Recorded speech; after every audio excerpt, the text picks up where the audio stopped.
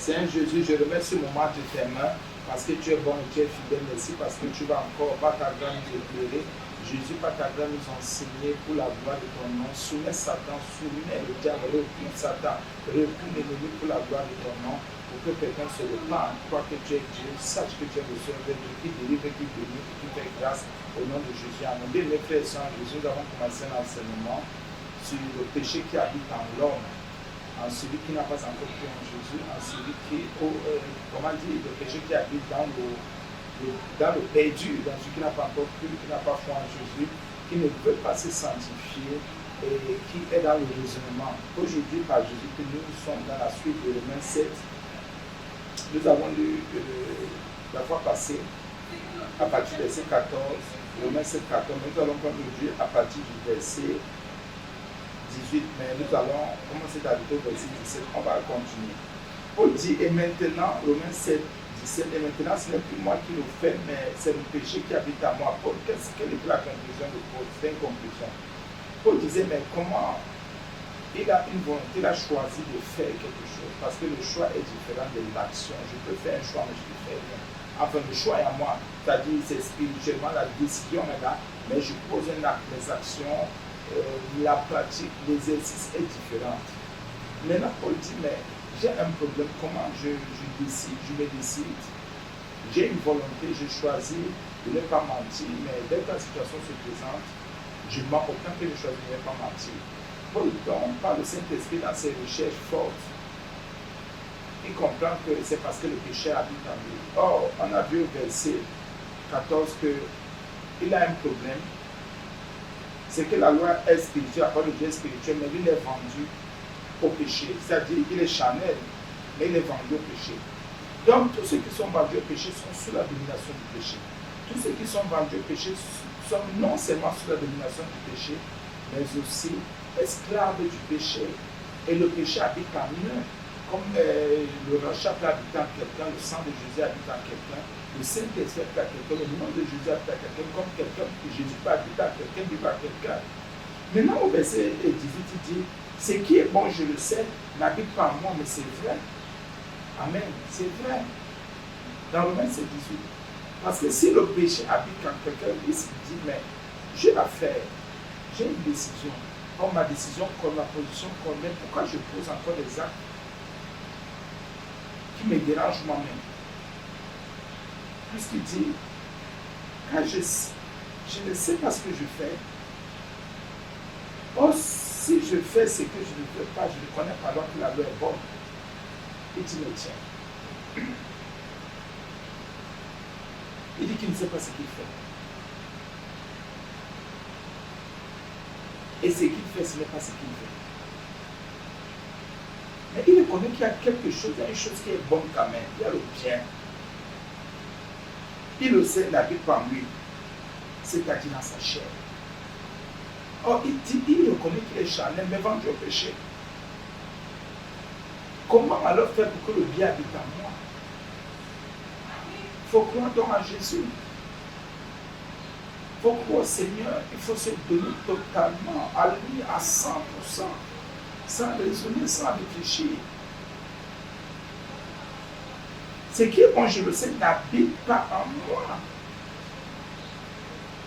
Mais nous, quand les hommes font des choses, quelqu'un se construit sur le bien, mais tout le monde peut se construire par de nous. Tout le monde peut avoir un peu d'argent. Même les voleurs ont de l'argent. Le diable en a. Les démons en ont. Les francs-maçons, les ressuscités. Voilà qu'aujourd'hui à l'église, pas de temps pour moi, les gens vendent des artifices. Les gens vendent des choses. Pour dire que si ce n'est que pour la possession, il y en a qui en ont. Et qui peuvent en avoir. Mais il dit, lui, il connaît que le bien n'habite pas en lui. Pourquoi le péché est là? Quand le péché habite en quelqu'un, le bien ne peut pas rester. Ça, il faut qu'on soit sûr. C'est pour ça que nous devons nous repentir de nos péchés. Et si tu te repens, le péché va quitter. Tu seras que sous la domination du péché. Repends-toi de ton péché. N'est plus la volonté du péché. Cette volonté a disparu en Jésus. Le péché. Quand tu as encore une volonté, je vais utiliser le mot conscient de péché. Non. Sache que tu n'as pas compris en Jésus. Tous ceux qui pêchent volontairement n'ont pas cru. Sinon, on reste dans le temps du péché qui habite en nous. Ce qui est bon, nous le savons, n'habite pas en nous. C'est l'état du pécheur. Dans le pécheur, c'est le péché qui habite. Et ce qui est bon ne peut pas habiter à celui qui est perdu, qui n'a pas cru en Jésus, qui ne marche pas son appareil de Dieu. C'est pour cela qu'il va se retrouver toujours en train de faire ce qu'il ne veut pas. Et Paul est allé même plus loin en disant, mais justement c'est le péché qui fait cela, qui pratique ces choses. Donc il dit dans Romains 7, 18, ce qui est bon, je le sais, n'habite pas en moi. C'est-à-dire dans ma chair. Dans ma chair. Oui. Dans sa nature propre. Parce que le péché ne peut pas habiter dans la nature divine. Il n'y a pas masse. Il n'y a pas corps. Mais le péché habite. Et peut habiter dans la nature de l'homme. En l'homme. Il faut donc qu'il y ait substitution. Et pour qu'il y ait substitution, je reprends par le Saint-Esprit, il faut croire en Jésus. Parce que Jésus a pris notre place à la croix. C'est lui qui devait être crucifié. Il est mort pour nos péchés, il a porté nos péchés. C'est là qu'on a substitution. Nous qui sommes sous la domination du péché, nous ne restons plus esclaves du péché, du mal, du mensonge. De l'impudicité, de la cupidité, de l'idolâtrie, de la fornication, de l'adultère et de tous les péchés qu'on connaît là. Et Jésus, maintenant, qu'est-ce qu'il fait? Il vient prendre la première place. C'est le bien qui commence à demeurer en nous et sa grâce. Et il va plus loin maintenant. Il dit, toujours dans Romains 7, 18, il dit qu'il a la volonté, bien sûr, que tout le monde, non, tout le monde a une volonté, de la capacité de choisir. Tout le monde peut faire un choix. Mais non le pouvoir de faire le bien. Voilà quelque chose encore. Les gens se disent que, parce que c'est quand on a cru en Jésus qu'il y a une volonté qui est non. Avant de croire en Jésus, les pécheurs, chaque pécheur, tout être humain a une volonté. Donc a la capacité de choisir. Mais cette capacité est influencée. Cette capacité est influencée par le péché qui habite en l'homme. C'est pour ça qu'il a dit qu'il sait que le bien n'est pas en lui. Le bien n'est pas en lui, donc dans sa chair. Il a la volonté. Il veut faire le bien. Il veut être quelqu'un de courtois aussi. Il veut aussi faire des civilités aux autres, aux uns. Il veut bien agir. Il veut avoir la bonne attitude, le bon comportement, mais il a un problème. C'est qu'il y a le péché qui habite en lui. La volonté à elle seule ne suffit pas. Si tu es encore vendu au péché, si tu es esclave du péché, si le péché habite en toi, dans le mal, et toute la volonté que tu veux, tu ne pourras pas t'en sortir. Parce qu'il y en a qui disent la volonté suffit. Non. La volonté ne suffit pas. À elle seule, elle ne suffit pas. Il y a donc un élément spirituel qui vient entrer ici, le pouvoir de faire le bien. Or, ce pouvoir est avalé ici par le péché. Tu as la volonté, c'est ton âme. Mais dans ta chair, il y a quelque chose qui habite, c'est le péché. La résistance à Dieu, l'opposition à Dieu, l'opposition à la parole de Dieu, à lui. Le mal habite en toi. Habite en moi, habite en nous. La solution est en Jésus. Notre volonté est là. Notre volonté est là. Notre volonté est là. Elle est pourtant forte. Elle est très forte même. Mais on a un problème. Est-ce que nous avons le pouvoir d'exécuter, de faire le bien? Ouais, je voudrais faire ceci, je voudrais. Ton vœu est là. Tu choisis même de faire. Mais est-ce que tu as ce pouvoir? Qui t'a donné l'autorité de pouvoir faire? ou de faire le bien. Parce que nous sommes, certaines personnes sont sous la domination du péché. C'est le péché ici qui donne, et la volonté que tu fais, c'est le péché qui te donne l'autorité de faire. Un peu comme celui qui a cru en Jésus, qui a la pensée de Dieu, qui a une volonté renouvelée en Jésus-Christ. Le Saint-Esprit habite en lui, la grâce habite en lui, Jésus habite en lui. Jésus lui dit, je te donne le pouvoir de faire le bien. Donc faire le bien est un pouvoir qui se donne, comme on donne le pouvoir de devenir comment? Enfant de Dieu. Comment on reçoit le pouvoir de devenir enfant de Dieu. C'est pour ça que vous allez voir des gens, quelqu'un dit j'ai la volonté, je le veux bien, j'ai choisi de le faire le bien, mais je n'arrive pas. Vous dites quoi, je n'ai pas le pouvoir. Il y en a qui ont des cœurs, des âmes remplis de bonne volonté, si vous voulez, de volonté. Mais alors, pourquoi ces gens n'arrivent pas à faire le bien?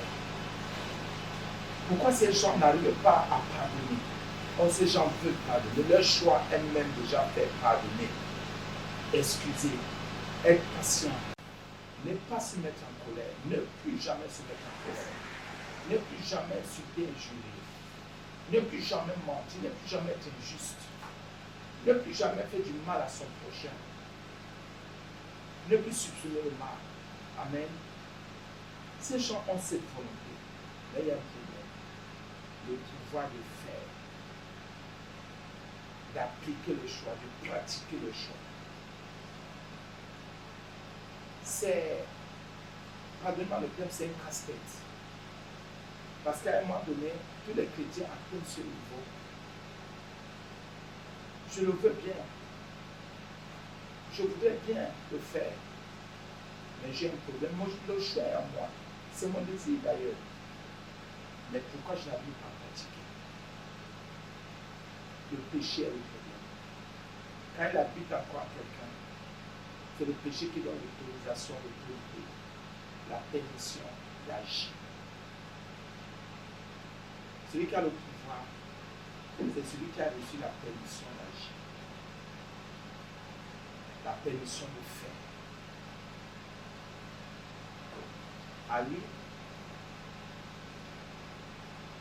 sans permission, c'est celui sur qui tu es qui te donne la permission d'autorisation. Parce que nous sommes sous domination, nous dépendons de, quand le péché, encore là, quand on est pécheur, on dépend du péché. Le péché règne. C'est pour ça que la Bible dit quelque part, tu l'as remarqué, que la loi de l'Esprit de Dieu en Jésus nous a affranchis. Et la loi du péché, la loi de l'Esprit de Dieu en Jésus, c'est même dans le même 8 heures. En effet, la loi de l'Esprit de Dieu en Jésus qui m'a affranchi, la loi du péché de la mort. On comprend que le péché en nous agit sous forme de loi. Or, la loi me donne le pouvoir ou ne m'en donne pas du tout. Le péché est un problème pour l'homme. Le péché est un problème pour l'humanité. Le péché est un problème pour l'Église. Je le veux bien, mais je n'ai pas le pouvoir de le faire. C'est deux choses différentes. Ça veut dire que celui qui fait a reçu le pouvoir. C'est ça que c'est un peu comme vouloir, c'est croire aussi. Un peu comme la Bible dit que tous ceux qui ont cru en lui, ils ont reçu le pouvoir. Tu ne crois pas, tu n'as pas le pouvoir de devenir enfant de Dieu. Si tu ne veux pas, non, tu n'as pas le pouvoir. C'est celui qui veut qui a le pouvoir. C'est celui qui a fait le choix d'accepter Jésus, de croire en Jésus, qui a le pouvoir, maintenant qu'il reçoit ce pouvoir, de devenir enfant de Dieu. Si j'ai fait le choix de faire le bien, de marcher sur le bien, il faut que je reçoive le pouvoir maintenant de Jésus, qui est le souverain bien, pour que je puisse faire ce bien. Beaucoup d'enfants de Dieu sont calés, sont à ce niveau-là qu'ils deviennent un peu coincés. Parce qu'ils ne savent pas que faire le bien, on ne le fait pas parce qu'on le veut. Tu peux vouloir, mais tu ne le fais jamais. Il faut recevoir le pouvoir. Pouvoir venant de celui qui habite en toi, de celui qui te dirige, de celui qui domine sur toi. Jésus-Christ, moi je déclare qu'il domine sur moi, je suis d'accord avec ça. Que ce soit par lui, mais pas sa personne, pas son nom, pas son esprit, pas sa parole. Je dis, c'est mon désir. Amen, c'est mon désir à moi. Que Jésus-Christ, pas sa personne, pas sa parole, pas son esprit domine sur moi. Qu'il me dirige, Et qu'à chaque fois que, par sa plus grâce, que je fasse sa volonté, que j'ai sa volonté, que sa volonté soit inscrite à moi et qu'il me permet, qu'il m'accorde la grâce de faire le bien. C'est que lui veut. Et ici, là, vraiment, c'est très indiqué ici, par la grâce de Jésus, que c'est très indiqué. Très. Nous sommes donc à ce niveau-là, il faut traverser cette rive. Il y a une rive que nous devons traverser. Nous voulons le faire, mais avons-nous le pouvoir, avons-nous reçu le pouvoir de le faire? La rive est restée là devant nous. Nous n'avons jamais traversé. Nous resterons toujours au bord. Alors, il faut aller de l'autre côté. Un peu comme le peuple d'Israël, à un moment donné, en Égypte. L'Éternel Dieu dit, bon, quittez, venez m'adorer. À un moment donné, ils ne sont pas trop clairs. Parce que l'Égypte habite en eux, c'est ça le péché. Ils ne sont pas seulement en Égypte, mais l'Égypte habite aussi en eux. Ils sont esclaves en Égypte. Ils sont sous la domination des Égyptiens. Les Égyptiens ne veulent pas les laisser partir. Mais Dieu dit, j'agis avec puissance pour sortir. Ils disent, d'accord, voilà, nous le voulons bien, ils s'engagent. Mais à un moment donné, ils se heurtent. Pourquoi? Parce que l'Égypte habite encore en eux. La domination égyptienne est encore dans leurs pensées. La domination est encore dans leur cœur. C'est pour ça que quelqu'un peut dire, je crois en Jésus, mais la domination du péché est encore dans son ventre. Le péché demeure encore en lui, le mal demeure encore en lui.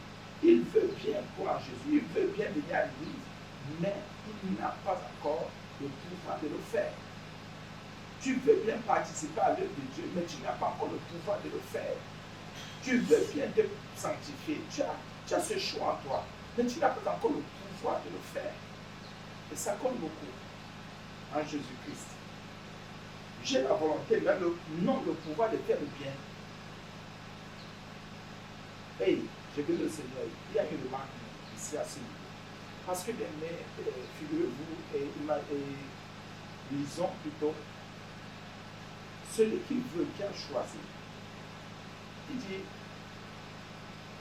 j'ai la volonté, bien sûr, la capacité de choisir, mais non le pouvoir, mais pas le pouvoir. Je n'ai pas le pouvoir de faire le bien. Ici, c'est le bien. Donc, celui qui a le péché qui habite encore en lui, il a un pouvoir, c'est de faire le mal. Ça, c'est clair. Ça veut dire que même le bien, comme on l'a dit, même le bien qu'il veut faire, il ne le fait pas. Pourquoi? Parce que c'est le péché qui habite en lui. C'est le mal qui habite en lui. Donc, nous devons nous rassurer que ce que nous voulons, si correspond, s'allie, va avec, s'accorde avec ce que nous devons faire, nous avons à faire. Et il faut que cet accord soit parfait, vraiment, bien de frères et sœurs en Jésus. Que cet accord soit vraiment en Jésus-Christ parfait. Parce que si cet accord n'est pas parfait, ça ne va pas donner. On sera toujours dans la confusion. Voilà ce que je voulais, voici mon choix. Comment je peux aller faire le contraire? Et c'est parce qu'à moi, il y a un accord parfait. J'ai une volonté. Ce que je veux, je désire. Ce que je souhaite. Ce en quoi je crois. Celui à qui j'ai cru. Mais ce n'est pas lui qui me donne le pouvoir de faire le bien. Et c'est ça qui va dans le 27, 18, il dit, 19 temps pour moi, quand je ne fais pas le bien que je veux. Vous comprenez maintenant pourquoi Paul, ici on a une impression que ce sont des conclusions. C'est-à-dire après des études minutieuses, Paul dit, bon, après non, c'est le péché habite encore en moi. Même si j'ai la volonté, mais je n'ai pas le pouvoir de faire le bien. Donc la volonté que j'ai de faire le bien ne peut pas me faire faire le bien. Je n'ai pas le pouvoir de faire le bien, je ne vais que faire le mal. Et Paul dit, comme je disais depuis tantôt, quand je ne fais pas le bien que je veux, tout le monde aimerait faire le bien qu'il veut. C'est-à-dire son choix. Que son choix soit appliqué par lui-même. Pas que les autres appliquent. Pas que les autres exercent.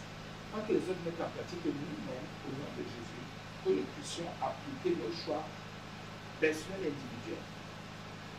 Et c'est dit, quelqu'un dit, je me sanctifie, je ne vais plus toucher à de l'alcool, je ne vais plus boire, je ne vais plus toucher aux femmes, aux hommes, je vais faire dans la publicité, je rejette la mauvaise compagnie, Je rejette les mauvaises compagnies. Je rejette les compagnies tordues. Je rejette tout ce qui ne glorifie pas mon Dieu. Même si j'ai un téléphone Android, je ne vais pas chercher dans n'importe quoi. Je ne vais pas dans n'importe quel site. Il y a des sites que j'enlève.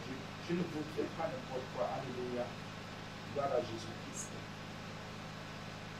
C'est là le problème. Quand, Romains 7, 19, quand je ne fais pas le bien que je veux, et je fais le mal que je ne veux pas. Ça arrive à quelqu'un, on a déjà un peu détaillé.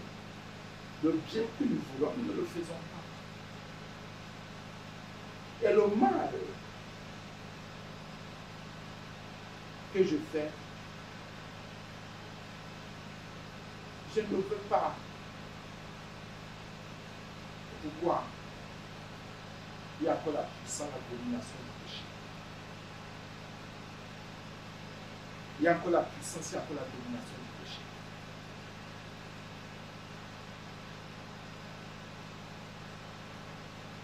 Et Paul reprend pour la deuxième fois. Il a d'abord dit dans Romains 7 au verset 17, il a d'abord dit, et maintenant ce n'est plus moi qui le fais, mais c'est le péché qui habite en moi. Paul, comment disait l'autre jour, Paul ne se défend pas, il ne se suit pas, il n'accuse pas le péché. Il dit juste qu'il y a une loi qui habite en nous. Il dit qu'il y a un mal qui habite en nous. Il dit qu'il est esclave ici du péché. Il est esclave d'une abomination, de l'opposition à la parole de Dieu, de l'opposition à Christ. Il est ennemi de la croix de Christ. Quand il dit au verset 10, et maintenant ce n'est plus moi qui le fais, c'est le péché qui habite en moi. Au verset 20, il dit, et si je fais ce que je ne veux pas, ce n'est plus moi qui le fais, c'est le péché qui habite en moi. Paul ici, ses conclusions sont propres. Pour dire que quand ou lorsque le péché habite à quelqu'un, dans la chair de quelqu'un, même s'il veut la sainteté, même s'il veut la sanctification, il va se retrouver en train de faire le mal. Il va se retrouver en train de pécher parce qu'il est sous la domination du péché. Il est esclave du péché. Puisqu'il a dit au verset 14 qu'il est charnel et il a été vendu au péché. Donc il appartient totalement au péché. Il a la volonté, mais non le pouvoir de faire le bien. Parce que le péché est lié au mal. Et toute la volonté que tu veux. Parce que le péché, c'est le mal, c'est une abomination. C'est le rejet de Christ Sauveur. Non, tu vas pratiquer ce que tu ne veux pas. Tu vas faire ce que tu ne veux pas. Et toute la volonté, la bonne volonté du monde, même si tu veux. Mais il y a un poids en nous. Il y a une mesure qui est très bizarre, mais c'est le péché. C'est le péché. La seule personne qui a pu résoudre ce problème sur terre, c'est Christ. C'est Christ. Parce qu'il a tellement compris sa mission. Il a tellement compris ce qu'il avait à accomplir. De le mot, tout est accompli. Vous savez, le tout accompli de Jésus est très mystérieux. C'est un mystère qui, vraiment, comment dire, c'est une chose cachée. Parce que chaque fois qu'on enseigne Jésus-Christ, comme nous enseignons là par la grâce de Dieu, on se rend compte qu'il dit des choses dans son tout accompli. Il y a beaucoup de choses qui sont accomplies. Alors, notre accomplissement. Il nous dit que tant que le péché, l'homme est vendu au péché, esclave du péché, sous la domination du péché, inspiré par le péché, il ne va que pratiquer le mal. Il ne va exercer que le mal. Sa vie ne sera que mauvaise, une abomination. Même s'il a toute la volonté du monde, même s'il a toute la bonne volonté, déjà, normalement, il y a la volonté, c'est ce qu'il veut. Même s'il choisit de faire le bien, parce que le péché est une couronne pour lui.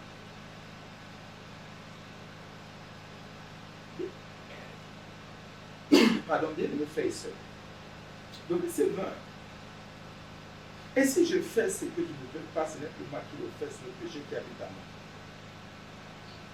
Il dit, écoutez, une recherche. Pour la faire, c'est une recherche. Parce que celui qui ne réfléchit pas, réfléchit. Il faut bien réfléchir. Pourquoi je n'arrive pas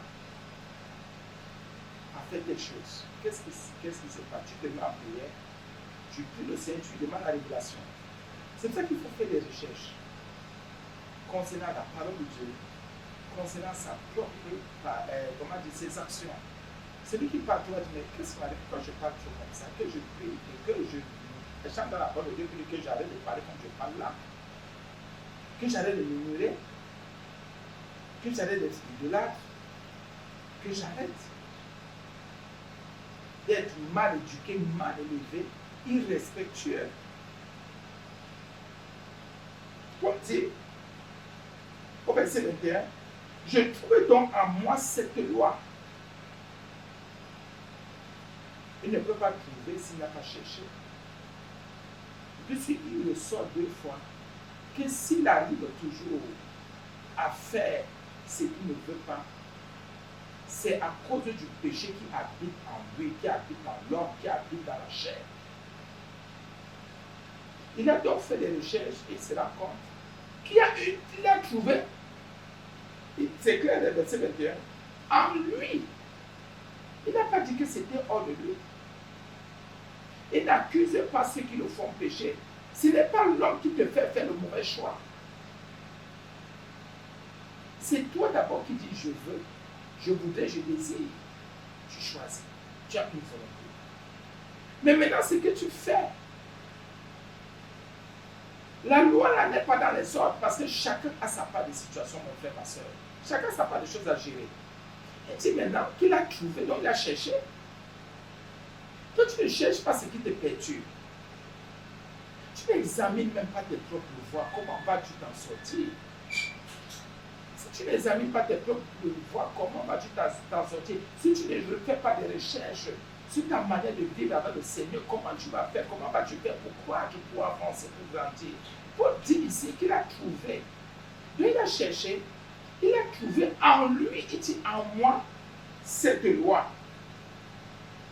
Quand je veux faire le bien, le mal est attaché à moi. C'est le péché. Pour lui, c'est une loi. Et la loi là est en lui. Or, nous savons qu'une loi, pour qu'elle soit plus forte et puissante, il faut une loi plus forte encore. Plus puissante. À lui, plus puissante. Donc, en lui, c'était une loi. Quand il veut faire le bien, c'est le mal qui est attaché à lui. Ah, donc il faut le détacher. Pourquoi il choisit de faire le bien? Mais c'est là comme que il y a le péché, le mal est attaché, il y a le mal attaché. Il faut donc commencer à se détacher. Amen. Amen. Et il y a aussi une direction ici qui vient et qui peut venir par qui vient du Saint-Esprit. C'est que si je me rends compte qu'il y a quelque chose que je veux et constamment, voilà mon choix, voilà ce que je dis quand je vais pratiquer, je vais faire ceci et je me retrouve malgré mon choix, malgré ma volonté, malgré ce que je veux, en train de faire ce que je ne veux pas. Parce qu'il y a une loi, parce qu'il y a, pardon, autant pour moi, il y a le mal est attaché à moi. Je vais commencer à détacher le mal qui est en moi. Je vais commencer à délier le mal. Je vais commencer à délier le péché. Je vais commencer à me repentir. Je vais commencer à me détourner. Je vais commencer à prier le Seigneur pour qu'il me soutienne, pour que le mal là ne soit plus attaché à mon âme, à mon être, que le péché n'habite plus en moi. Et c'est un sujet de prière. Et c'est un sujet de tous les jours. Donc je vais écrire sur un bout de papier, je vais faire des notes pour dire, mais chaque fois que je choisis de ne pas faire telle chose, pourquoi je me trouve en train de faire la chose? Vous la trouvez seulement en lui.